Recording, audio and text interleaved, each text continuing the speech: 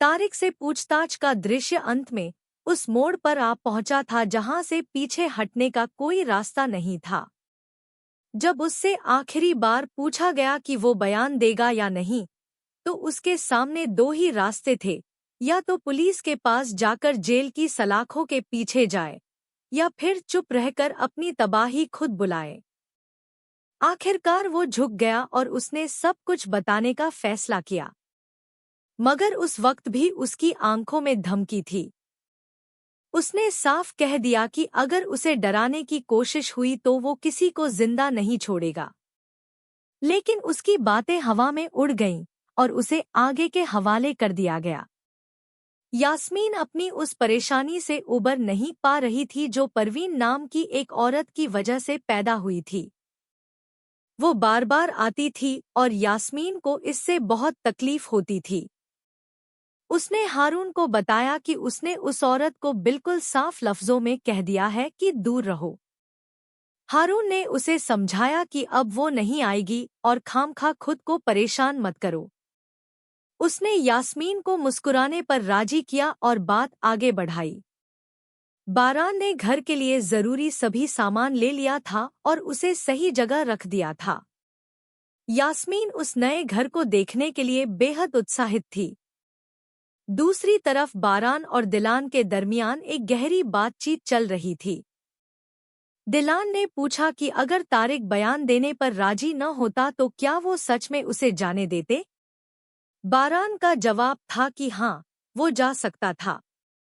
यह कोई ब्लफ नहीं था। उनका मानना था कि कोई भी इंसान जानबूझकर मौत की तरफ नहीं जाता। तारिक को देरसवेर फैसला करना ही था। बारान ने बस उस फैसले को जल्दी करवाया। दिलान ने कहा कि अब और इंतजार नहीं करना, परिवार की खातिर बहुत इंतजार हो चुका है। बारान ने तसल्ली दी कि तारिक बयान देगा और हसन अपनी असल जगह पहुंच जाएगा। पुलिस ने काराबे की सभी जगहों की तलाशी ली लेकिन हसन कहीं नहीं मिला। समर हाउस में भी जाकर देखा गया मगर वो वहां भी नहीं था, जबकि उसे वहीं रखा गया था। वकील को साफ हिदायत दी गई कि बारान पर नजर रखे, वो कहीं ना कहीं गलती जरूर करेगा।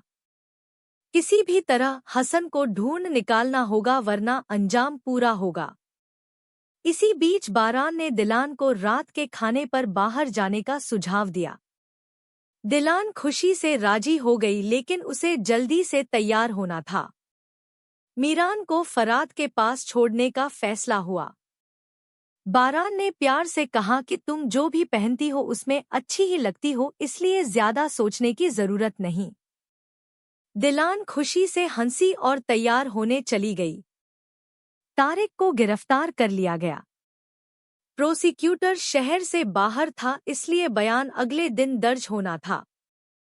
जब यह खबर दूसरे फरीक तक पहुंची तो उन्होंने वकील से कहा कि पता करो तारिक किस सेल में है। तैयारी के दौरान दिलान के कपड़ों पर मीरान ने कुछ गिरा दिया। वो परेशान हो गई कि इतनी मेहनत से तैयार हुई थी और यह हो गया। गुल ने उसकी मदद की। बारान भी आ गया और उसने मजाक किया जिस पर दोनों हंसे। दाग तो निकल गया लेकिन बदबू बाकी रही। दिलान परेशान हो गई कि अब क्या पहनूं। बारान ने उसे अलमारी से एक खूबसूरत लिबास निकाल कर दिया जो उसने पहले से छुपा कर रखा था। दिलान ने उसे देखकर कहा कि यह तो बहुत लाजवाब है और तुम मेरे हीरो हो। फराद ने भी दोनों की तारीफ की। मीरान को साथ लेकर वो बैठ गए और घर से रवाना हुए। रेस्तरां में दोनों ने साथ मिलकर एक गाना गाया। दिलान की आवाज अच्छी थी और बारान भी उसके साथ गाने लगा।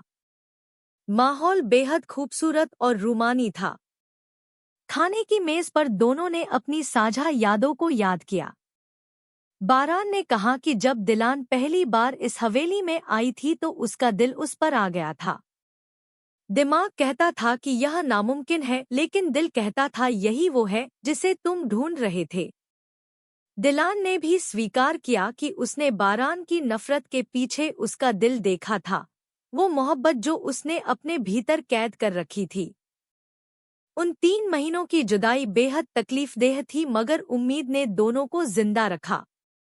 दिलान ने कहा कि उसने खुद से हमेशा कहा कि बारान उसे ढूंढ लेगा, और उसने ढूंढ भी लिया। बारान ने कहा कि उनकी मोहब्बत ने हर बुराई का मुकाबला किया। जब भी लगा कि सब खत्म हो गया, वो फिर से उठ खड़ी हुई, और उस मोहब्बत ने उन्हें दुनिया का सबसे खूबसूरत तोहफा दिया, उनके बेटे मीरान की सूरत में। दिलान ने कहा कि मोहब्बत बड़ी जादुई चीज है। दिल जिससे मोहब्बत कर ले उसे कभी नहीं छोड़ता।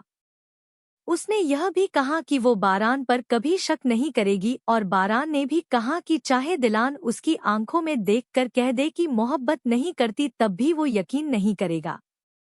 दिलान ने कहा कि मोहब्बत को लफ्जों में बयान करना मुश्किल है। जो भी लफ्ज इस्तेमाल करो वो कम पड़ जाते हैं। उन एहसासात को जुबान पर लाते ही वो बिखर जाते हैं। बारान ने कहा कि उसके साथ उल्टा है, जितना कहता है उतनी ही मोहब्बत बढ़ती जाती है। रेस्तरां में दिलान ने देखा कि बारान ने उसके लिए एक खास माहौल तैयार किया था।